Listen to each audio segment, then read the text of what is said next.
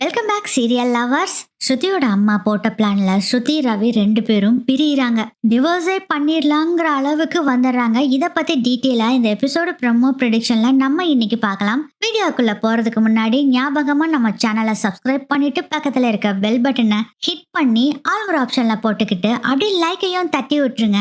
ஸ்ருதியோட அம்மா மறுபடியும் வந்து நீத்துவோட ஹோட்டலை தொந்தரவு பண்ணிக்கிட்டே இருக்காங்க. ஃபர்ஸ்ட் அடியாளுகளை அனுப்பிச்சு விட்டாங்களா, இப்போ என்ன பண்றாங்கன்னா நேரா அவங்களே வர ஆரம்பிச்சிடுறாங்க. நீத்து கிட்ட சண்டை போட ஆரம்பிச்சிடுறாங்க. எதுக்கு என் மருமகனை இங்கேயே வேலை பண்ண வச்சுட்டு இருக்க? என் பொண்ணுதான் ரெஸ்டாரண்ட் ஆரம்பிக்கிறாளா, அதுல அவன் போய் செய்யட்டுமே, நீ எதுக்கு அவனை கைக்குள்ள போட்டுட்டு இருக்க அப்படின்னு சொல்லி ரொம்ப தப்பா பேசுறாங்க. செம்ம கடுப்பாயிடுறாங்க நீத்து. அப்பதான் ரெஸ்டாரண்ட்டுக்கு வர்றாரு ரவி. இவங்க சத்தமா பேசிட்டு இருக்கிற பார்த்துட்டு என்னடா சவுண்டுன்னு வந்து பார்த்தா நீத்துவோட ஆபீஸ் ரூம்ல பயங்கரமா சத்தம் போட்டுட்டு இருக்காங்க. எதுக்காக என் மருமகனா உன்னோட ரெஸ்டாரண்ட்ல வச்சிட்டு இருக்க, முதல்ல ரிலீவ் பண்ணி விடு அப்படின்னு பயங்கரமா சத்தம் போட்டுட்டு இருக்காங்க. இத பார்த்த ரவி செம்ம டென்ஷன் ஆயிடுறாரு. ஆண்டி என்ன ஆண்டி பண்ணிட்டு இருக்கீங்க? நீங்க முதல்ல வாங்க ஆண்டி. இங்க பாருங்க மாப்பிள்ள, முதல்ல இந்த ஹோட்டல்ல இருந்து நீங்க முதல்ல ரிலீவ் ஆகுங்க. எதுக்கு இந்த ஹோட்டல்ல இருக்கீங்க? அதான் ஸ்ருதியே ரெஸ்டாரண்ட் ஆரம்பிக்கிறாள, அதுக்கப்புறம் எதுக்கு இன்னும் இந்த ரெஸ்டாரண்ட்ல வேலை செய்யணும்னு நினைக்கிறீங்க? எதுக்கு மாப்பிள்ள இவங்க கொடுக்குற பிச்சை காசுக்கு வேலை செய்யணும்னு நினைக்கிறீங்க அப்படின்னு சொன்னோன்னே பயங்கர கோவம் வந்துருது ரவிக்கு. ஆண்டி என்ன ஆண்டி பண்ணிக்கிட்டு இருக்கீங்க? நீங்க சொல்ற மாதிரி அது ஒண்ணு பிச்சை காசுலாம் இல்ல, என் உழைப்புக்கு கிடைக்கிற ஊதியம். நீங்க ரொம்ப டூ மச்சா பேசிட்டு இருக்கீங்க ஆண்டி. தயவு செய்து இங்க இருந்து போறீங்களா அப்படின்னு சொல்லிட்டு ஸ்ருதிக்கு கால் பண்ணி உங்க அம்மா என்ன பண்ணிட்டு இருக்காங்க பாரு இந்த ரெஸ்டாரண்ட்ல வந்து அப்படின்னு கண்ணா பின்னான்னு திட்ட ஆரம்பிச்சிடுறாரு. இதுல வேற நீத்து ரொம்ப அப்செட் ஆயிடுறாங்க. தயவு செய்து நீங்க போங்க அப்படின்னு நீத்துவும் சொல்றாங்க. ஸ்ருதியோட அம்மாவும் கேட்கற மாதிரியே இல்ல, முதல்ல ரவிய ரிலீவ் பண்ணி விடு அப்படின்னு சொல்றாங்க. ஏங்க அது என்னோட இஷ்டம் இல்லைங்க, ரவியே இங்க ஒர்க் பண்றேன்னு சொல்றாரு, அதுக்கப்புறம் நீங்க ஏங்க இதெல்லாம் பண்ணிட்டு இருக்கீங்க, அது அவர் இஷ்டங்க அப்படின்னு நீத்து சொல்றாங்க. இத கேட்ட ஸ்ருதி அம்மா சொல்றாங்க, ஓ இப்ப எனக்கு புரிஞ்சு போச்சு என்னன்னு. நீ அவனை உன் கைக்குள்ள போட்டுக்கிட்டு அவனை விடக்கூடாதுன்னு நினைக்கிற. நல்ல வேலை செஞ்சமா நீயே அப்படின்னு சொல்றாங்க நீத்துவ பார்த்து. நான் என்ன ஆண்டி செஞ்சேன்? என் மருமகனை கைக்குள்ள போட்டுக்கிட்டு அவனை கல்யாணம் பண்ணிட்டு என் பொண்ணை துரத்தி விடணும்னு நினைக்கிறேன். நல்லா இருக்குதுமா நீ செய்யறது. ஆண்டி பிளீஸ் ஆண்டி, நான் இது மாதிரி புத்தி இல்ல ஆள் இல்ல அப்படின்னு சொல்லும் போது இதை பேசிட்டு இருந்ததை கேட்ட ரவி போனை கட் பண்ணு அப்படின்னு சொல்லிட்டு, ஆண்டி இப்போ டூ மச்சா பேசிட்டு இருக்கீங்க, நீங்க இங்க இருந்து கிளம்புறீங்களா இல்ல நான் போலீஸை வர சொல்லட்டுமா அப்படின்னு பயங்கர கோவமா பேச ஆரம்பிச்சிடுறாங்க. மாப்பிள்ள நான் சொல்றத கேளுங்க, அவன் உங்களை மயக்கிடுவான் மாப்பிள்ள, பிளீஸ் நீங்க இந்த முதல்ல இந்த ஹோட்டல்ல இருந்து வாங்க அப்படின்னு சொல்லவும், ஆண்டி இவ்வளவுதான் உங்களுக்கு மரியாதை, இதுக்கு மேல ஏதாச்சும் பேசுனீங்கன்னா போலீஸ் தான் இனி பேசுவாங்க அப்படின்னு சொல்லவும் பேசாம மௌனமா அங்க இருந்து போயிடுறாங்க. இதெல்லாம் கேட்ட நீத்து பயங்கரமா அழுக ஆரம்பிச்சிடுறாங்க. ஸ்ருதியோட அம்மா போன பின்னாடி ரவி வந்து சாரி கேக்குறாரு நீத்து கிட்ட. நீத்துக்கோ பயங்கர கடுப்பு. உங்களை என்ன நான் தப்பாவா நினைச்சிட்டு இருக்கேன்? உங்களை மாதிரி நல்ல ஒரு ஆள் இருந்தா நல்லா இருக்கும்னு நினைச்சேன், அதுக்காக இப்படி எல்லாமா உங்க மதரில் நான் பேசுவாங்க. சாரி நீத்து, நான் தெரியாம அவங்க பேசிட்டாங்க, அவங்க அப்படிதான் ரொம்ப ஹெட்வைட் பிடிச்சவங்க, ஈகோ பிடிச்சவங்க, அவங்களெல்லாம் நீ கண்டுக்காத நீத்து அப்படின்னு சொல்றாரு ரவி. என்ன ரவி நீ பேசிட்டு இருக்க? அவங்க என்ன ஒரு வார்த்தை சொன்னாங்க? ஒரு பொண்ணை பார்த்து இப்படி ஒரு வார்த்தையை சொல்லாமா? அவங்களுக்கும் ஒரு பொண்ணு இருக்கு, அவங்களும் ஒரு பொண்ணு தானே, அவங்க பொண்ணையோ இல்ல அவங்களையோ யாராச்சும் இப்படி சொன்னா எப்படி இருக்கும் ரவி? அதுவும் தப்பு செய்யாமையே இப்படி ஒரு திட்டு வாங்குறதுலாம் ரொம்ப தப்பு ரவி, எனக்கு மனசு ரொம்ப கஷ்டமா இருக்கு அப்படின்னு ரொம்ப ஃபீல் பண்ண ஆரம்பிச்சிடுறாங்க நீத்து. சாரி நீத்து, இதுக்கு எல்லாத்துக்கும் நான் ஒரு முடிவு கத்துறேன் நீத்து அப்படின்னு சொல்றாரு ரவி. நீத்து ப்ளீஸ் எனக்கு கொஞ்சம் டைம் கொடு, நான் ஸ்ருதி கிட்ட போய் பேசிட்டு வரேன், இதுக்கு ஒரு முடிவு எடுத்துடலாம் அப்படின்னு சொல்றாரு ரவி. இங்க பாருங்க, எவ்வளவு டைம் வேணாலும் எடுத்துக்குங்க, ஆனா இந்த ஒரு ப்ராப்ளம் இனிமேல் வரக்கூடாது ரவி, கண்டிப்பா நீத்து வராது அப்படின்னு சொல்லிட்டு நேரா ஸ்ருதிய பாக்குறதுக்காக ரவி போறாரு. பயங்கர கடுப்புல இருக்காருங்க ரவி. என்ன ரவி எதுக்கு வந்திருக்க அப்படின்னு கேக்குறாங்க ஸ்ருதி. என்ன பேசிட்டு இருக்க ஸ்ருதி? உங்க அம்மா அங்க என்னென்ன பண்ணாங்கன்னு நான் போன்ல சொன்னேன்ல. ஆமா சொன்னேன் ரவி. நான் ஒன்னு சொல்லட்டுமா? இது எல்லாத்துக்கும் ஒரே சொல்யூஷன் இருக்கு ரவி, அதை மட்டும் நீ பண்ணேன்னா எல்லாமே சரியாயிரும். என்ன ஸ்ருதி சொல்லு, உடனே செய்யறேன். சிம்பிள் ரவி, நீ அந்த ஜாப்ல இருந்து ரிலீவ் ஆகி நம்ம ஆரம்பிக்க போற ரெஸ்டாரண்ட்டுக்கு வந்துரு, வேற ஒண்ணுமே நீ பண்ண வேண்டாம் ஸ்ருதி. நான் தான் ஏற்கனவே உங்க உங்ககிட்ட சொல்லிட்டேன்ல ஸ்ருதி, அப்புறம் ஏன் திரும்ப திரும்ப இதுவே சொல்லிட்டு இருக்க? இப்போ என்னால வர முடியாது, நான் அங்கதான் வேலை செய்வேன். நானும் எத்தனை தடவை ரவி சொல்லிட்டே இருக்கிறது? எனக்கும் ஒரு ரெஸ்பெக்ட் இருக்கு ரவி, நானும் சும்மா சொல்லிட்டே இருக்க முடியாது. நீ இப்படியே அங்க வேலை செஞ்சுட்டு இருந்தேன்னா அப்புறம் இப்படிதான் ஆகும். எப்படி ஸ்ருதி ஆகும்? எப்படி உங்க அம்மா வந்து என்னையும் நீத்துவையும் வச்சு தப்பு தப்பா பேசுவாங்க, அதுக்கு நீயும் ஓகே சொல்றியா? உனக்கு ஒரு மனசாட்சி இல்லையா? நீ எப்பயுமே எது கரெக்டோ அங்கதான் நீ இருப்ப. ஆனா இந்த தடவை நீ தப்பு பண்ற ஸ்ருதி. உங்க அம்மாக்கு போய் சப்போர்ட் பண்ணிட்டு இருக்க. ஐயோ ரவி, புரிஞ்சுக்கோ ரவி, அம்மா செஞ்சது தப்பு தான், கரெக்டெல்லாம் இல்ல, போதும் நிறுத்து, இதுக்கு மேல பேசாதா அப்படின்னு கோச்சிட்டு அங்க இருந்து போயிடுறாரு ரவி. ஏன் அம்மா இப்படி பண்ணிட்டு இருக்காங்க? அச்சா கிட்டயும் அம்மா கிட்டயும் ஏற்கனவே சொல்லிட்டேன்ல, என்னோட வாழ்க்கையில தலையிடாதீங்கன்னு. மறுபடியும் ஏன் இந்த அம்மா இப்படி பண்ணிட்டு இருக்காங்க இருக்கு அப்படின்னு சொல்லிட்டு செம்ம கோவத்துல அவங்க அம்மா வீட்டுக்கு போறாங்க. ஸ்ருதி போகும்போதே அவங்க அம்மா அப்பா ஏதோ பேசிட்டு இருக்காங்க. வீட்டுக்குள்ள வர்றாங்க ஸ்ருதி. வந்தோடனே என்னம்மா இப்படி போய் பேசிருக்கீங்க அப்படின்னு சொல்றாங்க ஸ்ருதி. ஸ்ருதியோட மண்டைய கலவர மாதிரி அவங்க அம்மா அப்பா ரெண்டு பேரும் சேர்ந்துட்டு என்னென்னமோ சொல்லி கொடுக்குறாங்க. நீ இப்படியே விட்டேன்னா அவ்வளவுதான், உன்னோட வாழ்க்கையே போயிரும் அப்படி இப்படின்னு சொன்னோன்னே ஸ்ருதியும் மாற ஆரம்பிக்கிறாங்க. என்னடா இது, அவங்க அம்மா சொல்றதையும் கேட்க மாட்டாங்க, அவங்க அப்பா சொல்றதையும் கேட்க மாட்டாங்க. ஆனா என்ன இது ஸ்ருதி இப்படி மாறிட்டாங்களேன்னு அப்படின்னு நம்ம பாக்குறதுக்கே தோணும். ஆனா ஸ்ருதி அவங்க அம்மா அப்பா சொல்றத அப்படியே கேட்க ஆரம்பிச்சிடறாங்க. இப்ப என்னாச்சா சொல்றீங்க அப்படின்னு ஸ்ருதி கேக்குறாங்க. ஸ்ருதி அவங்க அப்பா சொல்றாரு, இந்த பிரச்சனையை இதோட விட்டுருங்க. உங்க அம்மா சொன்னா, அவ சொன்னா, இவ சொன்னான்னு போய் இந்த நீத்து பிரச்சனையை பெருசாக்கி ரவி கிட்ட போய் சொன்னேன்னு வச்சுக்கேன், அதே பெரிய பிரச்சனையாயிரும், வேண்டாமோலே அப்படின்னு சொல்றாங்க. மா நீ என்ன சொல்ற அப்படின்னு கேக்குறாங்க ஸ்ருதி. நான் சொல்றதுக்கு என்ன இருக்கு, முதல்ல ரவி கிட்ட சொல்லி நீத்துவோட ரெஸ்டாரண்ட்ல இருந்து வெளியே வர சொல்லு, அங்க வேலை செய்யக்கூடாதுன்னு சொல்லு, நீத்து கிட்டையும் இனி பேசக்கூடாதுன்னு சொல்லி போனை பிளாக் பண்ணி வை அப்படின்னு சொல்றாங்க.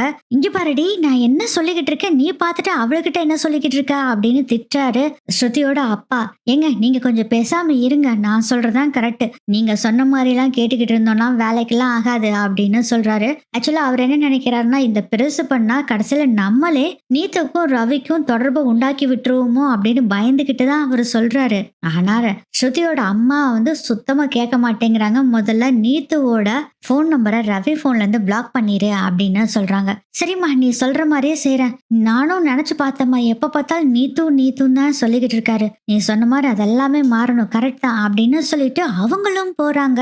இதெல்லாம் பார்த்துட்டு இருந்த ஸ்ருதியோட அப்பா சொல்றாரு, என்ன உன் பொண்ணு வாழ்க்கையை நீயே கெடுக்கணும்னு முடிவு பண்ணிட்டியா? ரவி எப்படிப்பட்டவன்னு உனக்கு தெரியும், அப்படி தெரிஞ்சும் நீ இப்படி பண்ணேன்னு என்ன பண்றது அப்படின்னு திட்டுறாரு.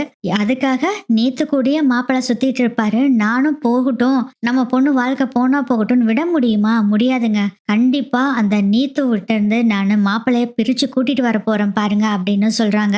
என்னமோ நீயே உன் பொண்ணு வாழ்க்கையை கெடுக்கிறியோன்னு எனக்கு தோணுது, என்னத்தோ பண்ண அப்படின்னு அங்கிருந்து வெளியே போறாரு. ஸ்ருதியும் செம்ம காண்டலா வீட்டுக்கு போறாங்க. ரூம்ல பார்த்தா அங்க ரவி இல்ல. ஓ நேரா ரெஸ்டாரண்டே போயிட்டானா அப்படின்னு சொல்லிட்டு வேகமா வெளியே வர்றாங்க. மீனா உடம்பு சரியில்லாம இருந்ததுல இப்பதான் கொஞ்சம் கொஞ்சமா ரெக்கவரி ஆயிட்டு வர்றாங்க. சோ அவங்க வீட்டுல தான் இருக்காங்க.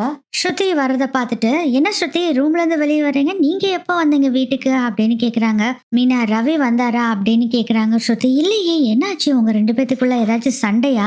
ஐயோ மீனா, எங்களுக்குள்ள சண்டையே வர்றதில்ல மீனா, எங்க ரெண்டு பேத்துக்கு இடையில சண்டை வருதுன்னா அது ஒரு தேர்ட் பர்சனால தான் வருது. என்ன ஸ்ருதி சொல்றீங்க எனக்கு புரியல. அந்த நீத்து தான் மீனா எல்லாத்துக்குமே காரணம், அவங்கனாலதான் இவ்வளோ ப்ராப்ளம் அப்படின்னு சொல்றாங்க ஸ்ருதி. மீனா அதுக்கப்புறம் எல்லாம் என்னதோ பேசிட்டு இருக்காங்க. ஸ்ருதியும் அப்புறம் அதுக்கு பதிலா ஏதோ ஒண்ணு சொல்லிக்கிட்டு இருக்காங்க. அந்த சமயத்துலதான் விஜயா வர்றாங்க. என்ன ரெண்டு பேரும் வட்ட மேஜை மாநாடு போட்டுட்டு இருக்கீங்க அப்படிங்கிற மாதிரி பார்த்துட்டு கேக்குறாங்க. அதெல்லாம் ஒண்ணு இல்ல அத்தை, நாங்க சும்மா தான் பேசிட்டு இருந்தோம் அப்படின்னு சொல்றாங்க. அதுக்கு ஸ்ருதி சொல்றாங்க, எல்லாம் உங்க பையனாலதான் பிரச்சனை. ஏன் பையனா? என் பையன் என்ன பண்ணா? ஆன்ட்டி உங்க பையனை கொஞ்சம் அடக்கி வைங்க ஆன்ட்டி, அந்த நீத்து கூட பேசிட்டு என்ன இக்னோர் பண்றான், அப்படி என்னம்மா அப்படி பேசிட்டு இருக்கான் அப்படின்னு கேக்குறாங்க விஜயாவும். ஆன்ட்டி நானும் எத்தனையோ தடவை சொல்லி பார்த்துட்டேன், கேட்கவே மாட்டேன்னு சொல்லிட்டு அந்த ரெஸ்டாரண்ட்ல வேலை செஞ்சுட்டு இருக்கான். அம்மா நீத்து கிட்ட பேச போயிருக்காங்க, ஆனா நீத்துக்கு சப்போர்ட் பண்ணி அவன் அம்மா கிட்ட சண்டை போட்டிருக்கான். இது எல்லாத்தையும் அம்மா ரொம்ப ஃபீல் பண்ணி என்கிட்ட சொல்லிட்டு இருந்தாங்க ஆன்ட்டி. பாவம் ஆன்ட்டி, அவங்க ரொம்ப ஃபீல் பண்ணிட்டு இருந்தாங்க. இந்த ரவி கிட்ட போய் இதை கேட்டா அப்படிதான் செய்வேன்னு சொல்றான். உங்க பையனை நீங்க கண்டிச்சு வைக்கலன்னா கடைசியில் நான் ஏதாச்சும் அவனை சொல்ல வேண்டியதா ஆயிரும். நான் ஏதாச்சும் அப்புறம் ஒரு டிசிஷன் எடுக்க ஆரம்பிக்கணும் ஆண்டி. அதுக்கு முன்னாடி நீங்களே இது எல்லாத்தையும் சரி பண்ணிருங்க அப்படின்னு சொல்றாங்க. இது எல்லாத்தையும் கேட்ட உடனே பதறி போயிடுறாங்க விஜயா. ஆஹா, இந்த பணக்கார பைத்தியம் இப்படி சொல்லுதே, இதுக்கு இது போயிடுச்சுன்னா இந்த இருக்கிற காசும் போயிடும். மூத்த மருமகளும் பணக்காரி இல்ல, ஏழை. ரெண்டாவது மருமகளும் ஏழை. இவ ஒருத்தி தான் பணக்காரி. இவளை வச்சு ஏதாச்சும் செய்யலான்னு பார்த்தா இந்த பணக்கார பைத்தியம் போயிடுச்சுன்னா அதுவும் போயிரும்ல அப்படின்னு மனசுக்குள்ள நினைச்சுக்கிட்டு, என்னம்மா ஸ்ருதி சொல்ற, இவன் இப்படி பண்ணிட்டு இருக்கானா, இவனை சும்மா விடக்கூடாது, வரட்டும் நான் கேக்குறேன் அப்படின்னு விஜயா சொல்றாங்க. அப்படி சொல்லுங்க ஆண்டி, கேளுங்க என்னன்னு. அவன் சொல்றதவே கேட்க மாட்டேங்கிறான் ஆண்டி. ஒண்ணு நீத்துவோட ரெஸ்டாரண்ட்ல வேலை செஞ்சா நான் அவன் கூட வாழ முடியாது, இல்ல நான் தான் முக்கியம்னா அவன் என்னோட ரெஸ்டாரண்ட்ல வந்து வேலை செய்யட்டும். நீங்க ரெண்டுல ஒண்ணு கேட்டுருங்க ஆண்டி அப்படின்னு சொல்றாங்க. ஸ்ருதி அதுக்கு மீனா சொல்றாங்க, ஸ்ருதி கொஞ்சம் அவசரப்படாதீங்க ஸ்ருதி, இருங்க ஸ்ருதி அப்படிங்க மீனா. நான் ஏற்கனவே சொல்லிட்டேன்ல மீனா உங்ககிட்ட, இதுக்கு மேல பேசுறதுக்கு ஒன்னும் இல்ல, அவ்வளவுதான். எனக்கும் அவனுக்கும் முடிஞ்சுது. இப்பவே இந்த டிசிஷனை எடுத்தே ஆகணும். ஒண்ணு நான் இல்ல நீத்துவோட ரெஸ்டாரண்ட்ல வேலை செய்யணும், அவ்வளவுதான் அப்படின்னு சொல்றாங்க. இங்க பாருமா ஸ்ருதி, நான் எல்லாத்தையும் பாத்துக்கிறேன், வீரு ரவி வரட்டும் நம்ம பேசிக்கலாம் அப்படின்னு சொல்றாங்க. அதுக்கப்புறம் வெயிட் பண்ணிட்டு இருக்காங்க. ரவியும் வர்றாங்க. அதுக்குள்ள முத்துவும் வந்துடுறாங்க. என்ன பிரச்சனை அப்படின்னு சொல்லி கேட்கும்போது மீனா தனியா கூட்டிட்டு போய் நடந்த விஷயத்தெல்லாம் சொல்றாங்க. ஓ அப்படியா சங்கதி, நான் பாத்துக்கிறேன் விடு அப்படின்னு சொல்றாங்க முத்து. ரவியும் வந்தோடனே பயங்கர கோபமா விஜயா பேசுறாங்க. என்னடா நடந்துகிட்டு இருக்கீங்க, உனக்கு உன்னோட சம்சாரம் முக்கியமா இல்ல அந்த நீதி புள்ள முக்கியமா, யாரு முக்கியம் நீயே முடிவு பண்ணிக்கோமா, என்னம்மா நடக்குதுங்க ரெஸ்டாரண்ட்ல. என்னடா ஸ்ருதியோட அம்மா வந்து என்ன டார்ச்சர் பண்ணிட்டு இருக்காங்க, வீட்டுக்கு வந்தா நீங்க டார்ச்சர் பண்ணிட்டு இருக்கீங்க, இங்க என்னதாம்மா நடக்குது, அத நான் சொல்றேன் ரவி அப்படின்னு ஸ்ருதி வர்றாங்க. இவங்க ரெண்டு பேரும் பேசிட்டு இருக்கிறத கிச்சன்ல இருந்து கேட்ட முத்து, ஆஹா சண்டே ஆரம்பிச்சிருச்சு பலகுரல், வா போலாம் அப்படின்னு கூட்டிட்டு போறாங்க முத்து. மீனாவா வெளியே வந்து பார்த்தா செம்ம சண்டைக்கு வரிஞ்சு கட்டிட்டு நின்றுட்டு இருக்காங்க ஸ்ருதி. ஹோட்டல்ல அம்மா வந்தப்போ எதுக்காக நீ அப்படி பேசின, உனக்கு கொஞ்சம் கூட அறிவு இருக்கா, ஏ ஸ்ருதி உனக்கு அறிவு இருக்கா ஸ்ருதி, உங்க அம்மா எப்படி வந்து பேசினாங்க தெரியுமா, என்னையும் நீத்துவையும் கனெக்ஷன் பண்ணி பேசினாங்க, அதையும் பொறுத்துட்டு இருக்க சொல்றியா ஸ்ருதி. டேய் அந்த பொண்ணு அப்படிதான் இருக்கா, உன் மேல ஒரு கண்ணாவே இருக்கா, நானும் கவனிச்சேன்டா. வேண்டாம் முதல்ல நீ அந்த ரெஸ்டாரண்ட்டை விட்டு வா, இல்லைன்னா எனக்கு கோபம் வந்துடும் அப்படின்னு சொல்றாங்க விஜயா. அப்படி சொல்லுங்க ஆண்டி, இந்த விஷயத்துல தான் ஆண்டி எனக்கு சப்போர்ட் பண்றாங்க அப்படின்னு சொல்லிட்டு, ரவி அந்த ரெஸ்டாரண்ட்டை விட்டு நீ வந்தேனா தான் உனக்கு நல்லது, உன்னோட ஃபியூச்சரும் நல்லா இருக்கும் ரவி, நீ என்னதான் சொன்னேனால என்னால வர முடியாது ஸ்ருதி அப்படின்னு ரவி சொல்லிட்டு இருக்கும் போதே மனோஜ் வர்றாரு. டேய் ஸ்ருதி சொல்றதும் கரெக்ட் தான், அம்மா சொல்றதும் கரெக்ட் தான், முதல்ல அந்த ரெஸ்டாரண்ட் விட்டு வா, எப்படா அப்புறம் பிசினஸ் மேன் ஆகிறது, இப்படியே வேலை செஞ்சுக்கிட்டே இருந்தா எப்படி, உன்னோட டேலண்ட் ஃபுல்லா அந்த ரெஸ்டாரண்ட்டுக்கு தான் போகும், உனக்கு வெறும் சம்பளம் தான் கிடைக்கும், அப்படி போய் தான் ஆகணுமா அப்படிங்கும். டேய் உனக்கு என்ன தெரியும், நீ ஒன்னும் தெரியாம இப்போ வந்து நின்னுகிட்டு பேசிக்கிட்டு இருக்க அப்படின்னு கேக்குறாரு ரவி. அதுக்கு மனோஜ் சொல்றாரு, டே கீழே இருந்து ஏறி வரும்போதே நீங்க எல்லாம் பேசிட்டு இருக்கிறத கேட்டுக்கிட்டு தாண்டா வந்தேன், அம்மா சொல்றதும் ஸ்ருதி சொல்றதும் கரெக்ட் தான், முதல்ல அந்த நீத்துவ தூக்கி எறிஞ்சிட்டு வேலைய பாரு அப்படின்னு சொல்றாங்க. முத்து சொல்றாரு, ஆமாடா ரவி, எதுக்கு அங்கேயே போய் வேலை செஞ்சிட்டு இருக்க, நம்ம பலகுரல் தான் ரெஸ்டாரண்ட் ஸ்டார்ட் பண்ணதில்ல, அங்க போய் வேலை செய்ய, நீயே அங்க போய் சம்பளம் வாங்கிக்கோ.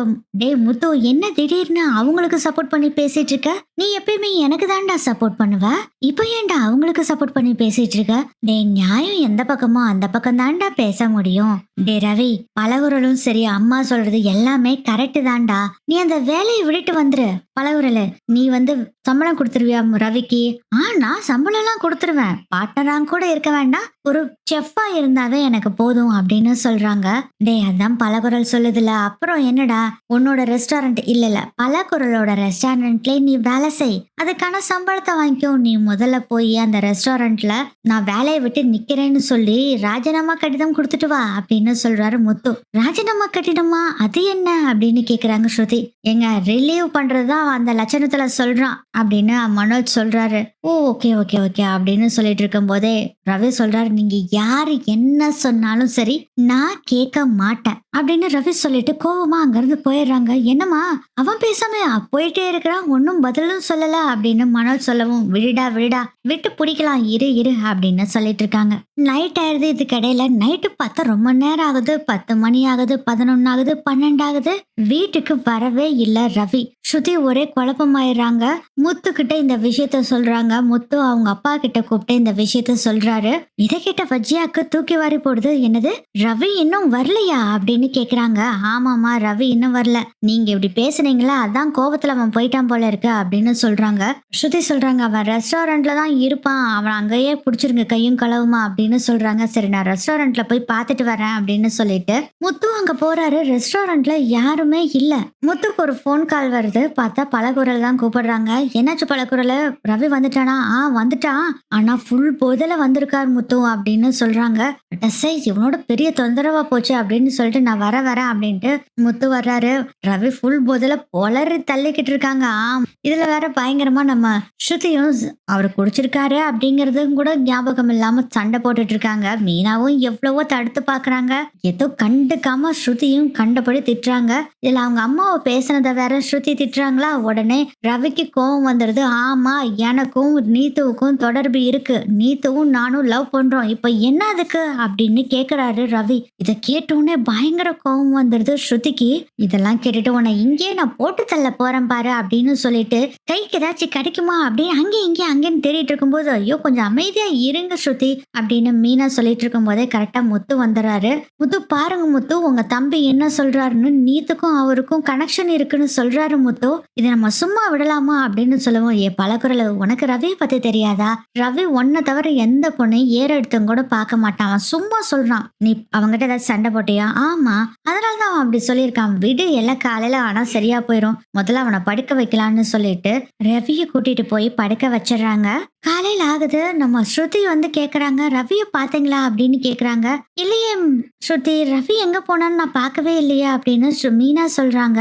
வீட்டுல இருக்க எல்லாத்துக்கிட்டையுமே போய் கேக்குறாங்க. எல்லாருமே காணோம்னு சொல்லிட்டு இருக்காங்க. அப்பதான் சவாரியெல்லாம் முடிச்சுட்டு முத்து வீட்டுக்குள்ள வராரு. என்னாச்சு அப்படின்னு கேட்கும்போது எல்லாரும் பதட்டமா இருக்கிறத பார்த்துட்டு கேக்குறாரு. ரவிய காணோம் அப்படின்னு சொல்லவும், ஐயோ இவனோட அலப்பறை நம்மளால தாங்க முடியல, மறுபடியும் போய் பார் வாசல்ல நின்னுட்டானோ என்னமோ தெரியல, நான் போய் பாக்குறேன் அப்படின்னு சொல்லிட்டு வெளியே போறாரு. போனவர் அப்படியே ஷாக்கா நின்னுகிட்டு இருக்காரு. என்னடா இவர் இப்படி ஷாக்கா நின்னுட்டு இருக்காங்களே அப்படின்னு எல்லாருமே அப்படி பாக்குறாங்க. பார்த்தா நீத்துவ ரவி கூட்டிட்டு வர்றாரு. அண்ணாமலை அதை பார்த்துட்டு ஒண்ணுமே பேசாம மௌனமா நிக்கிறாங்க. அங்கிள் இங்க பாருங்க அங்கிள், அவன் நீத்துவ கூட்டிட்டு வந்திருக்கான் அப்படின்னு சொல்லும் போது நேரா நீத்து வந்து சோஃபால உட்காடுறாங்க. அண்ணாமலை நின்னுட்டு இருக்கிறத பார்த்துட்டு அண்ணாமலை காலில் விழுகிறாங்க, விஜயா காலில் விழுகிறாங்க. என்ன ஆசீர்வாதம் பண்ணுங்க ஆண்டி அப்படின்னு சொல்லவும், என்னம்மா நடக்குதுங்க அப்படின்னு கேக்குறாங்க. விஜயா, ஆண்டி எனக்கும் ரவி மேல ஒரு இன்ட்ரெஸ்ட் இருந்துட்டு தான் இருந்தது, ஆனா அது லவ் அப்படிங்கறது தெரியல, ஒரு சாஃப்ட் கார்னர் நினைச்சுக்கிட்டு தான் இருந்தேன். நீங்க எல்லாரும் திரும்ப திரும்ப எனக்கும் ரவிக்கும் கனெக்ஷன் இருக்குன்னு சொன்ன பின்னாடிதான் அது லவ்வாவே மாறுச்சு ஆண்டி. ரொம்ப தேங்க்ஸ், ரவி மாதிரி ஒரு ஆள் கிடைக்கிறதுக்கு நான் கொடுத்து வச்சிருக்கணும். ரவி என்ன கல்யாணம் பண்ணிக்கிறேன்னு சொல்லிட்டாரு அப்படின்னு சொல்லவும், அப்ப ஏங்கது என்ன ஆகுறது அப்படின்னு ஸ்ருதி கேட்கவும், உன்னை டிவோர்ஸ் பண்ணிடுவாரு ஸ்ருதி, கவலைப்படாத அப்படின்னு நீத்து சொன்னோன்னே ஸ்ருதிக்கு பயங்கர கோபம் வருது. ரவி பாட்டுல ஹாயா நின்னுக்கிட்டு இருக்காரு. டே என்னடா ரவி பண்ணி வச்சிருக்க அப்படின்னு விஜயா கேக்குறாங்க. அம்மா, அதைத்தான் நான் சொன்னேன்ல, நீங்க எல்லாரும் என்ன நம்பவே இல்லை. சரி, நீங்க நான் சொல்றத நம்பல, நீங்க சொல்றதுனாச்சு நான் நம்பி அதை ஊர்ஜிதப்படுத்திடலான்னு நீத்துவ கல்யாணம் பண்ணலான்னு முடிவு பண்ணி தான் நீத்து கிட்ட போய் பேசினேன். காலையிலே எழுந்துருச்சு. நீத்துவும் ஓகே சொல்லியாச்சு. அப்புறம் என்ன, இந்த ஸ்ருதிக்கு டிவோர்ஸை கொடுத்துட்டு நான் பாட்டுல என் வேலையை பார்க்க போறேன் அப்படின்னு சொல்றாரு ரவி. டே ரவி, ஏன் ரவி இப்படி பண்ணிட்டு இருக்க, கொஞ்சம் நீ அமைதியா இருக்க மாட்டியா அப்படின்னு சொல்லி மனோஜ் ஒரு பக்கம் திட்டிட்டு இருக்காரு. இது எல்லாத்தையும் பார்த்துட்டு வேடிக்கை பார்த்துட்டு இருக்காரு முத்து. என்ன முத்து வேடிக்கை பார்த்துட்டு இருக்கீங்க, ஏதாச்சும் பேசுங்க அப்படின்னு ஸ்ருதி சொல்றாங்க. நான் என்னத்த பேசுறது, அவன் ஒரு முடிவு எடுத்துட்டான் அவ்வளவுதான் அப்படின்னு சொல்றாரு முத்து. ரொம்ப நல்லா இருக்கு முத்து, உங்க தம்பிக்கு சப்போர்ட் பண்ணிட்டு என்னோட வாழ்க்கையை கெடுக்க பாக்குறீங்க அப்படின்னு சொல்லும்போது, நான் என்ன பலகுரலே பண்றது, அவனுக்கு நீத்துவ தான் பிடிச்சிருக்கு, நம்ம ஒண்ணும் பண்ண முடியாது, அவன் வாழ்க்கை அவன் இஷ்டம் அப்படின்னு சொல்றாங்க. இதெல்லாம் பார்த்துட்டு பயங்கர கடுப்பாகிறாங்க ஸ்ருதி.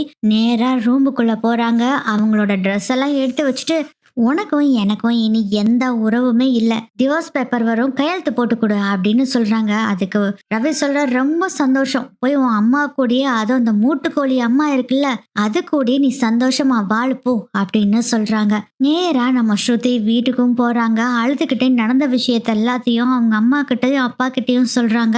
இதை கேட்டு பயங்கர கோபமாகறாரு ஸ்ருதியோட அப்பா. அவர் சொல்றாரு, நான் ஏற்கனவே சொன்னல, இந்த விஷயத்த பெருசு பண்ணாதீங்க, இப்படியே விட்டுருங்க, மாப்பிள்ள மாப்பிள்ளை போன போக்குல போகட்டும்னு நான் சொன்னேன். நீங்களே இத பிரச்சனை பண்ணி அவங்க 2 பேத்துக்கு இல்லாத கனெக்ஷனா இருக்குன்னு சொல்லி கடைசியில இப்ப ஸ்ருதியோட வாழ்க்கை தான் அந்த இடத்துல தொங்கிட்டு இருக்கு பாரு அப்படின்னு பயங்கரமா திட்டுறாரு. அதுக்கு ஸ்ருதி சொல்றாங்க, அச்சா அம்மா சொன்னதுல என்ன தப்பு இருக்கு? அம்மாவும் அத்தனை தடவை படிச்சு படிச்சு சொன்னாங்க, நான் தான் கேட்காம விட்டுட்டேன். கடைசியில என்னோட லைஃப் இப்ப போச்சு அப்படின்னு ரொம்ப ஃபீல் பண்ணிட்டு இருக்காங்க.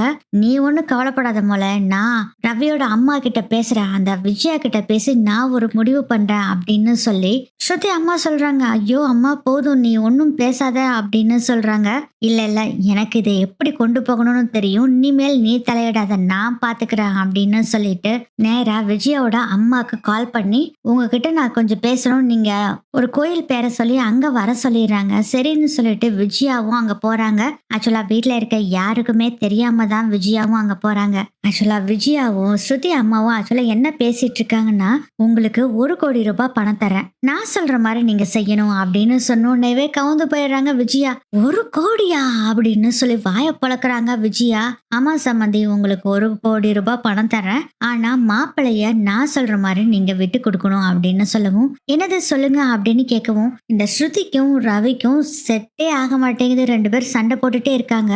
அதனால முதல்ல ரவியையும் நீத்துவையும் பிரிச்சுட்டு ஸ்ருதியையும் ரவியையும் தனி கொடுத்தனம் வச்சிடலாம். ஏன்னா அப்பனா தான் அவங்க 2 பேத்துக்கும் ஒரு புரிதல் ஏற்படும். அவங்க தனியா இருக்கும் போதுதான் அந்யுன்யம் அதிகமாகும் அப்படிங்கிற விஷயத்த ஸ்ருதியோட அம்மா சொல்றாங்க. விஜயா கண்ணுக்கு அந்த 1 கோடி ரூபாய் அப்படியே தெரியுது விஷுவலா. ஆஹா, 1 கோடி ரூபாய் பையன் முக்கியமா 1 கோடி ரூபாய் முக்கியமா? அதான் பையன் பெருசாயிட்டானே, அவன் உண்டு அவன் பொண்டாட்டி உண்டு, நமக்கு என்ன இதுல யூஸ்? 1 கோடி ரூபாய் கொடுக்குறேன்னு சொல்றாங்க சம்மந்தி, அதுக்கு முக்கியத்துவம் கொடுப்போமா? இத போய் பேசிட்டு இருக்கிறோமே அப்படின்னு சொல்லிட்டு, சரிங்க சம்மந்தி, நீத்துவையும் உங்களை பிரிச்சிடலாம், நானும் உங்க கூடயே இருக்கேன், பிரிச்சு ரவியையும் ஸ்ருதியையும் தனியா வச்சிடலாம், சூப்பர் ஐடியா, எனக்கு அந்த 1 கோடி ரூபாவை எப்ப கொடுப்பீங்க அப்படின்னு கேக்குறாங்க விஜயா. சம்மந்தி, உங்களுக்கு அந்த 1 கோடி ரூபாய் கொடுக்கணும்னா ஃபர்ஸ்ட் உங்க பையனும் ஸ்ருதியும் தனியா வரணும், அதுக்கப்புறம் தான் அப்படின்னு சொல்லவும், சரி விடு, இத்தனை செஞ்சாச்சு, இதை செய்ய மாட்டோமா, விடுங்க சம்மந்தி பண்ணிடலாம், அப்புறம் அந்த 1 கோடி ரூபாய் மட்டும் ஞாபகம் வச்சுக்கோங்க சரியா அப்படின்னு சொல்லிட்டு அங்க இருந்து நம்ம விஜயாவும் கிளம்பிடுறாங்க. ஐயோ என்ன பண்றதுன்னு தெரியலையே, 1 கோடி ரூபாய் வச்சு எவ்வளவு செலவாங்கலாம், என்னென்ன பண்ணலாம் அப்படின்னு பிளான போட்டுக்கிட்டு இருக்காங்க விஜயா. உடனே என்ன பண்றாங்கன்னா, எல்லாரும் சேர்ந்து ஒரு பஞ்சாயத்தை கூட்டுறாங்க. அதுல ரவி, ஸ்ருதி, நீத்து எல்லாத்தையும் வர சொல்றாங்க. மீனா, ரவி எல்லாம் இருக்காங்க. அப்போ விஜயாவும் ஸ்ருதியோட அம்மாவும் தான் ஹெட். முத்து சொல்றாரு, இப்போ எதுக்காக கூப்பிட்டுருக்கீங்க அப்படின்னு கேட்கவும், டேய் உன் தம்பி வேற ஒரு பொண்ணை கூட்டிட்டு வந்து வாழ போறேன்னு சொல்றான், ஏற்கனவே அவனுக்கு கல்யாணம் ஆகி பொண்டாட்டி இருக்கு, அப்படி இருந்தும் வேற ஒரு பொண்ணை கூட்டிட்டு வந்திருக்கான், நீயும் சரின்னு சொல்லி விட்டுட்டு இருக்கியாடா? அவன் கல்யாணம் பண்ணி கூட்டிட்டாமா வந்துட்டான், அவன் அப்படின்னு சொல்லியிருக்கான், விடு பேசலாம் அப்படின்னு சொல்றாரு முத்து. அப்ப அண்ணாமலை சொல்றாரு, என்னன்னு பேசி தீர்த்துக்கலாம். ஏமா நீத்து, நீ என்னமா இப்படி பண்ணலாமா, அவனுக்கு ஏற்கனவே கல்யாணம் ஆயிருச்சு, அந்த பொண்ணோட வாழ்க்கையை கெடுக்கிற மாதிரி நீ இப்படி பண்ணலாமா அப்படின்னு சொல்லவும், அங்கிள் நானா யாரோட வாழ்க்கையுமே கெடுக்கல அங்கிள், பிளீஸ் புரிஞ்சுக்குங்க, நானா ரவிய கல்யாணம் பண்றேன்னு சொன்னா, ரவிய பிடிச்சிருக்குன்னு சொன்னா, இவங்க எல்லாரும் சேர்ந்துதான் என்ன ரவிய பிடிக்க வச்சாங்க, ரவியும் மனசு மாறினதுக்கு காரணம் அதுதான் அப்படின்னு சொல்றாங்க. ஆமாப்பா கரெக்ட், அம்மா என்னடான்னா அம்மா ஒரு பக்கம் இப்படி தப்பா பேசிட்டு இருக்காங்க, அதுவும் ஸ்ருதியோட அம்மா வந்து ரொம்ப மனசு சங்கடப்படுத்திட்டாங்க நீத்துவா, அதனால நாங்க 2 பேரும் சேர்ந்து ஒரு முடிவெடுத்தோம், ஏன் இவங்க இப்படியே திரும்ப திரும்ப இதவே சொல்லிட்டு இருக்காங்க, அதவே நம்ம நிஜமாக்கிடலான்னு முடிவு பண்ணி தான் இப்படி பண்ணணும்பா அப்படின்னு சொல்றாரு ரவி. ஓ நல்லா இருக்குடா ரவி, நீ சொல்றது ரொம்ப நல்லா இருக்கு, அப்பனா என்ன வேற யாராச்சும் ஒருத்தர்கிட்ட கனெக்ஷன் பண்ணி உங்க அம்மா பேசுனா நான் உடனே அது மாதிரி ஆயிருவானா, நீ சொல்றது ரொம்ப நல்லா இருக்குடா, முதல்லயே உனக்கும் அவளுக்கும் 2 பேத்துக்கும் ஏதோ கனெக்ஷன் இருந்திருக்கு, அதை எப்படிடா வெளிக்கொண்டு வரதுன்னு நினைச்சிட்டு இருக்கப்பதான் இவங்க 2 பேரும் பேசணும்னு இப்படி பண்ணிட்டீங்க அப்படின்னு சொன்னோன்னே, வாய மூடு ஸ்ருதி, எதுக்காக நீ இப்படி பேசிட்டு இருக்க, வாய் இருக்குன்னு சொல்லி கண்ட கண்ட பேச்செல்லாம் பேசாத ஸ்ருதி அப்படின்னு சொல்லும் போது, டே பலகரல் சொல்றதுல என்னடா தப்பு இருக்கு, நீ இந்த பொண்ணு கூட வாழ்றேன்னு சொல்ற, அப்ப பலகரலோட கெதி என்ன ஆகுறது, அப்பனா அவங்க அம்மா பேச்ச கேட்காம இருக்க சொல்லிடா முதல்ல அப்படின்னு சொல்றாங்க ரவி. பலகுரலே அவன் சொல்றதும் கரெக்ட் தானே பலகுரலே, உங்க அம்மா சொல்ற பேச்சை கேட்டுட்டு தான் நீ இப்படி பண்ணிட்டு இருக்க, உங்க அம்மா போய் அங்க பேசுனால தானே இவ்வளவு ப்ராப்ளம் அப்படின்னு சொல்றாங்க. இவங்க எல்லாரும் பேசிட்டு இருக்கிறத பார்த்தா ஸ்ருதியோட அம்மா பேசுங்க சம்மந்தி அப்படின்னு ஜாடையை காமிக்கிறாங்க. உடனே விஜய் எழுந்துருச்சு, டேய் எல்லாரும் முதல்ல அமைதியா இருங்கடா. டேய் ரவி, நீ செஞ்சது பெரிய தப்பு. சரி தெரியாம பண்ணிட்ட, விட்டுரு. இங்க பாருமா நீத்து, உனக்கு ஒரு நல்ல ஆளா பார்த்து உங்க அப்பா கல்யாணம் பண்ணி வைப்பாரு, நீ அவனை கல்யாணம் பண்ணிக்கோ, முதல்ல என் பையனை விட்டுரு அப்படின்னு சொல்றாங்க. நீத்து சொல்றாங்க, அப்படின்னா ஸ்ருதியோட அம்மா என்கிட்ட சாரி கேட்கணும் அப்படின்னு சொல்றாங்க. சாரியா? அதுக்கெல்லாம் சான்ஸே இல்லை அப்படின்னு அவங்க அம்மா சொல்றாங்க. இதெல்லாம் பார்த்தா விஜயா, என்னடா இது, நமக்கு 1 கோடி ரூபாய் வராம போயிரும் போல இருக்கே அப்படின்னு முடிவு பண்ணிட்டு, சம்மந்தியம்மா நீங்க வாங்க அப்படின்னு சொல்லி உள்ள கூட்டிட்டு போய் தனியா பேசுறாங்க. சம்மந்தியம்மா, ஒரு சாரி, ஆஃப்டர் ஆல் சாரி அது, அதை கேட்டு விட்டுருங்க, மனசாரெல்லாம் ஒண்ணு கேட்க வேண்டாம், ஏதோ கடனேன்னு சொல்லிருங்க, நம்ம பையன் நம்ம கிட்ட வந்துருவான்ல, எனக்கும் 1 கோடி ரூபாய் வந்துரும். சம்மந்தியம்மா, மன்னிப்பு தானே, கேட்டு விடுங்க, சும்மா கூறு கட்டுறதுக்கு போனா போயிட்டு போகுது அப்படின்னு சொல்றாங்க. யோசனை பண்றாங்க, நம்ம பொண்ணு வாழ்க்கை தான் முக்கியம் அப்படின்ட்டு, சரி நான் சாரி தானே கேட்டுறேன் அப்படின்னு சொல்றாங்க. சூப்பர் சம்மந்தி, இப்படிதான் இருக்கணும், நமக்கு காரியம் ஆகணும்னா என்ன வேணாலும் பண்ணலாம், வாங்க அப்படின்னு விஜயா கூட்டிட்டு போறாங்க. இங்க பாரு நீத்து, எல்லாரும் பாத்துக்குங்க, நீத்து கிட்ட இப்போ சாரி கேட்க போறாங்க. சம்மந்தி கேட்டுருங்க சம்மந்தி சாரி அப்படின்னு. சாரி அப்படின்னு சொல்றாங்க.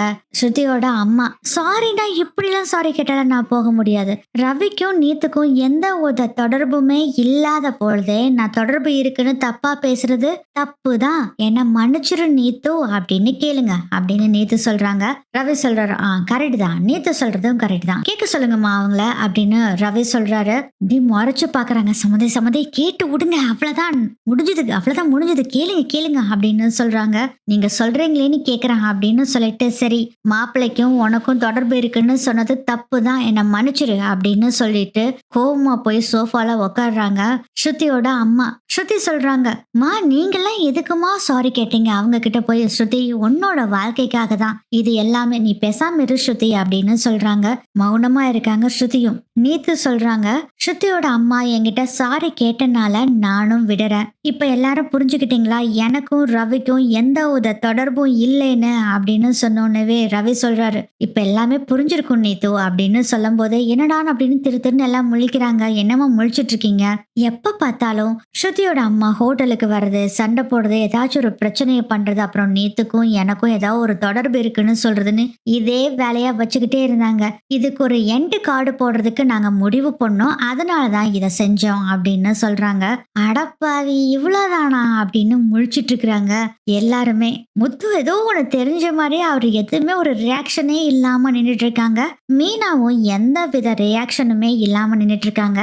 அண்ணாமலை கிட்ட வந்து நீத்து சொல்றாங்க, சாரி அங்கிள் உங்களுக்கு இப்படி தொந்தரவு பண்ணிட்டேன், பரவாயில்லம்மா கிளம்புமா, பரவாயில்ல ஒன்னும் பிரச்சனை இல்லை அப்படின்னு அண்ணாமலையும் சொல்றாரு. அதுக்கப்புறம் நீத்து போன பின்னாடி ஸ்ருதி ரவி கிட்ட போய், அப்போ இதெல்லாம் சும்மா நடிச்சிங்களா அப்படின்னு கேக்குறாங்க. ஆமா ஸ்ருதி அப்படின்னு சொல்லி 2 பேரும் பேசிட்டு இருக்காங்க. 2 பேரும் எப்படியோ கோவம்லாம் தீந்துருச்சு. இதெல்லாம் பார்த்தா ஸ்ருதியோட அம்மா விஜயா கிட்ட அப்படி கஞ்சாட காமிக்கிறாங்க. அதை பார்த்துட்டு விஜயா சொல்றாங்க, இங்க பாருடா ரவி, இனிமேல நான் ஒரு முடிவு எடுத்திருக்கேன், அதுக்கு நீ தலை வணங்கிதான் ஆகணும். என்னம்மா முடிவு எடுத்திருக்கீங்க அப்படின்னு ரவி கேக்குறாரு. இங்க பாரு, நீயும் ஸ்ருதியும் இங்க இருந்தது போதும், உங்களுக்குள்ள சரியான புரிதலே இல்ல, நீங்க போய் தனி கொடுத்துரும் இருந்தீங்கன்னா தான் உங்களுக்கு இடையிலான அந்யூன்யம் அதிகாகும், உங்களுக்கு இடையில பாசமும் அதிகாகும், 2 பேரும் ஒருத்தர் நல்லா புரிஞ்சுக்குவீங்க, அதனால நானும் ஸ்ருதி அம்மாவும் சேர்ந்து முடிவு எடுத்திருக்கோம், உங்க 2 பேர்த்தையும் தனி கொடுத்துன வைக்கலான்னு முடிவு பண்ணிருக்கோண்டா அப்படின்னு சொன்னோன்னே, இதுக்கு சான்ஸே இல்ல, நான்லாம் போக முடியாது அப்படின்னு ரவி சொல்றாரு. இதெல்லாம் பார்த்துட்டு இருந்த ஸ்ருதி, ஓகே போலாம் அப்படின்னு சொல்றாங்க. ஸ்ருதி, என்ன நீயும் பேசிக்கிட்டு இருக்க அப்படின்னு ரவி சொல்லவும், முத்து தனி கொடுத்துட போட்டுமா மீனா சொல்லுங்க அப்படின்னு ஸ்ருதி சொல்லவும், தாராளமா போங்க அப்படின்னு சொல்றாங்க. என்னடா இவங்க 2 பேரும் தான் சண்டைக்கு வருவாங்கன்னு பார்த்தா இவங்க 2 பேரும் ஒன்னும் பேசாம தாராளமா போன்னு சொல்றாங்களே, என்ன ஆச்சு அப்படின்னு திருன்னு முழிச்சுக்கிட்டு இருக்காரு ஸ்ருதியோட அம்மா. இதெல்லாம் கேட்டோடனே நம்ம விஜயாக்கு சந்தோஷம். ஆஹா, அங்க தூரத்துல தெரிஞ்சா 1 கோடி ரூபாய் நம்ம பக்கத்துல கைக்கு வந்த மாதிரி இருக்கே அப்படின்னு நினைச்சுக்கிட்டு இருக்காங்க. தூரத்துல அப்படியே 1 கோடி ரூபாய் தெரியுது, அப்படியே பக்கத்துல வந்துகிட்டு இருக்கு நம்ம விஜயாவை நோக்கி அந்த 1 கோடி ரூபாய். அதெல்லாம் நினைச்சு பார்த்துட்டு, கண்ணா லட்டு திங்க ஆசையா அப்படின்னு நினைச்சுக்கிட்டு இருக்காங்க. அண்ணாமலை சொல்றாரு, என்னம்மா இது எடுத்தோம் கவுத்தோன்னு இப்படி ஒரு முடிவு எடுத்திருக்கீங்க, இதெல்லாம் நியாயமா அப்படின்னு கேக்குறாங்க. அங்கிள், நாங்க தனியா போறதுதான் பெஸ்ட் அங்கிள், எல்லாத்தோட தலையீடும் இதுல வந்துகிட்டே இருக்கு, அதான் பெஸ்ட், நாங்க தனியா போயிடறோம் அப்படின்னு ஸ்ருதி சொல்றாங்க. ரவி சொல்லு ப்ளீஸ், கொஞ்ச நாளைக்கு போய் நம்ம தனியா இருக்கலாமா அப்படின்னு சொல்லவும் யோசனை பண்றாரு ரவி. ஓகேடா, நீ சொல்றது கரெக்ட் தான், தனியா போலாம் ஸ்ருதி அப்படின்னு சொல்லிடுறாங்க. இதை கேட்ட உடனேவே ஸ்ருதியோட அம்மாக்கும் சரி விஜயாக்கும் ரொம்ப ஹாப்பி ஆயிருது. இதைத்தான் நான் எதிர்பார்த்தேன் அப்படின்னு ஸ்ருதியோட அம்மா மனசுக்குள்ள நினைச்சிட்டு இருக்காங்க. அப்பதான் விஜயா கேக்குறாங்க, ஏன் சம்மந்தி உங்களை தனியா வீடு புடிச்சு வைக்கணுமா அப்படின்னு கேக்குறாங்க. இல்ல இல்ல சம்மந்தி, அதெல்லாம் வேண்டாம். ஸ்ருதியையும் மாப்பிள்ளையையும் எங்களுக்கு ஏகப்பட்ட பங்களா இருக்கு, அதுல ஒரு பங்களால தங்க வச்சிடலாம் அப்படின்னு சொல்றாங்க. தங்க வைக்கிறது மட்டும் இல்ல, அந்த வீட்டை அவங்க பேர்ல எழுதி வச்சிடலாம், இப்பவே மாப்பிள்ளை பேர்ல கூட எழுதிடுறேன் அப்படின்னு சொல்றாங்க ஸ்ருதியோட அம்மா. அப்ப சரி அப்படின்னு விஜயாவும் சொல்லிட்டு இருக்காங்க. இது எல்லாத்தையும் கேட்டுக்கிட்டு இருந்த ஸ்ருதி வெல் டன் மம்மி அப்படின்னு சொல்லி கை தட்டுறாங்க. இவ என்னடா லூசு மாதிரி கை தட்டுறாளே அப்படின்னு பாத்துட்டு இருக்காங்க அவங்க அம்மா. அப்ப பார்த்தா முத்து, ரவி எல்லாருமே கை தட்டுறாங்க. சூப்பர் ஆண்டி, சூப்பர் அப்படின்னு ரவி சொல்றாரு. என்ன இங்க நடந்துட்டு இருக்கா அப்படின்னு விஜயா பாக்குறாங்க. என்னாச்சு, எதுக்குடா எல்லாம் கை தட்டுறீங்க அப்படின்னு சொல்லவும், மா உங்களுக்கு தெரியாதுமா, என்னை இந்த குடும்பத்துல இருந்து பிரிச்சு தனியா கூட்டிட்டு போய் அவங்க சொல்றதுக்கெல்லாம் ஆட வைக்கிறதுக்காக தான் இத்தனை பிளான் பண்ணிருக்காங்க அப்படின்னு சொல்றாங்க. ரவி அண்ணாமலை சொல்றாரு, என்னடா ஒன்னும் புரியலையே அப்படின்னு கேட்கும் போது அப்பதான் சொல்றாங்க, இந்த விஷயம் எனக்கும் தெரியும்பா அப்படின்னு முத்து சொல்றாரு. என்னடா விஷயம், என்ன நடந்துட்டு இருக்கு இங்க அப்படிங்கும் போதே மனோஜ் சொல்றாரு, வேற என்னப்பா நடக்க போகுது, இவனுக்கெல்லாம் கூட்டு களவாணித்தனம் செஞ்சு ஏதாச்சும் ஒரு வில்லங்கத்தை கொண்டு வந்திருப்பானுங்க அப்படின்னு சொல்லும் போதே ஸ்ருதி சொல்றாங்க, ஹலோ மனோஜ், இதுல எதுவுமே தெரியாம நீங்க பாட்டுல மூக்கு நடைச்சிட்டு இருக்காதீங்க. இங்க என்ன நடந்ததுன்னு முதல்ல உங்களுக்கு தெரியுமா, தெரியாம எதுக்கு வந்து பேசிட்டு இருக்கீங்க அப்படின்னு சொல்லவும், என்னதான் நடந்தது அப்படின்னு விஜயா கேட்க ஆரம்பிச்சுட்டாங்க. அப்பதான் ஸ்ருதி சொல்றாங்க, எங்க அம்மா வந்து ஹோட்டல்ல பேசிட்டு போனாங்களா, ரவியும் வந்து என்ன கண்டா பின்னான்னு திட்டிட்டு போனா, அந்த கோவத்துல என் அம்மாவை திட்டுறதுக்காக நான் அவங்க வீட்டுக்கு போனேன். அப்பதான் எனக்கு விஷயமே தெரிஞ்சது. என் அம்மாவும் அச்சாவும் பேசிக்கிட்டு இருந்தாங்க. எப்படியாச்சு இது மாதிரி சண்டைய போட்டு போட்டு கொஞ்சம் கொஞ்சமா ஸ்ருதியோட மனசை மாத்தி நம்ம பக்கம் ஸ்ருதியை இழுத்துட்டு மாப்பிள்ளையும் நம்ம பக்கம் இழுத்துட்டு நம்ம சொல்றதுக்கு மாப்பிள்ளைய தலையாட்ட வைக்கணும் அப்படின்னு இவங்க ரெண்டு பேரும் பேசிட்டு இருந்தாங்க. அப்புறம்தான் எனக்கு விஷயமே புரிஞ்சுது. நீத்துக்கும் ரவிக்கும் தொடர்பு இருக்கிற மாதிரியே என் அம்மா பேசிட்டு இருந்ததுக்கு காரணம் இதுதான் அப்படிங்கறது தெரிஞ்சு போச்சு.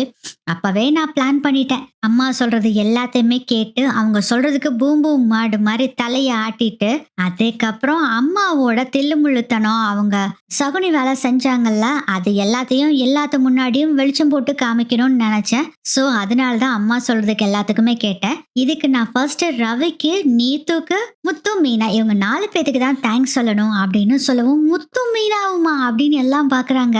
அப்போ முத்து சொல்றாரு, ஆமாப்பா, மீனாவும் பலகுரலும் 2 பேரும் மும்மரமா ஏதோ ஒண்ணு பேசிட்டே இருந்தாங்க. அதுவும் குசு குசுன்னு வேற பேசிட்டு இருந்தாங்களா. என்னன்னு போய் கேட்டா நடந்த விஷயத்தெல்லாம் சொன்னாங்க. இதுக்கு ஒரு பிளானை போட்டு எங்க அம்மாவோட முகத்திரையே கிழிக்கணும் அப்படின்னு பலகுரலே சொல்லுச்சு. அதனாலதான்ப்பா இந்த பிளானை நாங்க பண்ணோம். ரவி கிட்டையும் இதை சொல்லி நாங்க புரிய வச்சோம். ரவியும் இதை கேட்டுட்டு ஓகே சொல்லிட்டான். இதுக்கு எல்லாத்துக்கும் நாங்க தேங்க்ஸ் சொல்ல வேண்டியது நாங்க எல்லாருமே, நம்ம ஒரு குடும்பம், நம்ம செய்யலாம். ஆனா நீத்து செஞ்சாங்க பாருங்க, இதுக்குதான் நாங்க ஹேட்ஸ் ஆஃப் பண்ணோம் அப்படின்னு சொல்றாரு முத்து. நாங்க சொன்ன பிளானை கேட்டு நீத்துவும் சரின்னு சொல்லிட்டாங்க அப்படின்னு சொல்லிட்டு ஒரு கால் பண்றாங்க ஸ்ருதி. நீத்து கொஞ்ச நேரத்திலேயே முத்துவோட வீட்டுக்கு வர்றாங்க. நீத்துவை பார்த்தோன்னு எல்லாம் திருத்தத்துன்னு முழிச்சிட்டு இருக்காங்க. சே, இவ்வளவு பிளான போடலாம் நினைச்சா கடைசியில இப்படி சொதப்பிருச்சே அப்படின்னு கடுப்பாயிட்டு இருக்கிறாங்க ஸ்ருதியோட அம்மா. அப்பதான் நீத்து சொல்றாங்க, எனக்கு ரவி மேல எந்த ஒரு அபிப்பிராயமும் இல்ல, அவன் மேல ஒரு கிரஷும் இல்ல. இன்னொரு விஷயத்தையும் சொல்லிக்கிறேன் ஆன்ட்டி, உங்களுக்கு தான் அப்படின்னு விஜயாவை பார்த்து சொல்றாங்க. திருத்தின்னு முழிக்கிறாங்க விஜயா. ஆன்ட்டி, உங்க பையன் மேல எல்லாம் எனக்கு விருப்பம் இல்ல, உங்க பையனை மாதிரி ஒரு பையன் எனக்கு மாப்பிள்ளையா வரணும் தான் நினைச்சனே தவிர உங்க பையனே மாப்பிள்ளையா வரணும்னு நான் நினைச்சும் கூட பார்த்ததில்ல. நான் என்ன லூஸ் ஆன்ட்டி, ஒரு பொண்ணு கூட வாழ்ந்துட்டு இருக்க பையனை நான் விரும்புவேனா, உங்களுக்கு அதுவும் கூட வேண்டாமா? அது மட்டும் இல்லாம நீங்க ஒரு மிடில் கிளாஸ், நான் ஒரு ஹை கிளாஸ், நான் எப்படி உங்க பையனை கல்யாணம் பண்ண முடியும்? முதல்ல என் அப்பா இதை ஏத்துக்கவே மாட்டாரு. எங்க ஸ்டேட்டஸ்க்கு தகுந்த மாதிரி ஆளுகளை தான் நாங்க கல்யாணம் பண்ணிக்குவோம் அப்படின்னு சொன்னோன்னே செம்ம கடுப்பாயிடுறாங்க ஸ்ருதியோட அம்மா. அதுக்கப்புறம் விஜயா 2 பேருமே, விஜயாக்கு என்ன கவலைன்னா 1 கோடி ரூபாய் போச்சே அப்படின்னு நினைச்சிட்டு இருக்காங்க. ஏன்னா ஸ்ருதி ரவி 2 பேர்த்தையும் தனியா வச்ச 1 கோடி ரூபாய் பணம் கொடுக்குறேன் அப்படின்னு ஸ்ருதியோட அம்மா சொல்லியிருந்தாங்கல்ல, அந்த கவலையில இருக்கிறாங்க விஜயா. அண்ணாமலை சொல்றாரு, அம்மா என் பையனை பத்தியும் தெரியும், உன்னை பத்தியும் தெரியும்மா.